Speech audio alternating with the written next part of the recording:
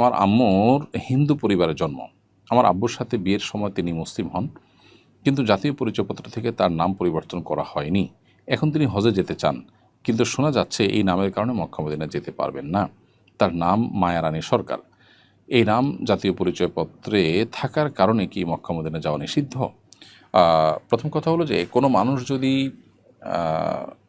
মুশরিক থেকে ইসলামে চলে আসেন, শিরক থেকে ইসলামে চলে আসেন, তাহলে সেক্ষেত্রে তিনি মক্কা মদিনা যেতে পারবেন। তার নাম যদি পরিবর্তন নাও করা হয়, সেটার দৃষ্টিকোণ থেকে মক্কা মদিনা যেতে কোনো অসুবিধা নেই। আর যদি আপনি এখানে সৌদি গভর্নমেন্টের পলিসি জানতে চান, কিংবা তাদের ভিসার পলিসি অনুযায়ী নাম পরিবর্তন না করলে তিনি ভিসা পাবেন কিনা, যেতে পারবেন কিনা, সেটা যদি আপনি জানতে চান, তাহলে এ বিষয়ে সংশ্লিষ্ট যারা বিশেষজ্ঞ আছেন তারা বলতে পারবেন। তবে আমি আমার অভিজ্ঞতা এবং কমন সেন্স থেকে বলছি যে কেউ যদি কারোর ধর্ম পরিবর্তন করেন, এফিডেভিট করে থাকেন, তাহলে সেক্ষেত্রে তার কাগজে পত্রে, তার এনআইডিতে বা তার এনআইডির তথ্যে কিংবা তার পাসপোর্টে বিভিন্ন জায়গাতে তার রিলিজিয়ন পরিবর্তন হয়ে মুসলিম চলে আসার কথা, এবং সেটাই তার হজের ভিসা, ওমরার ভিসা পাওয়ার জন্য যথেষ্ট।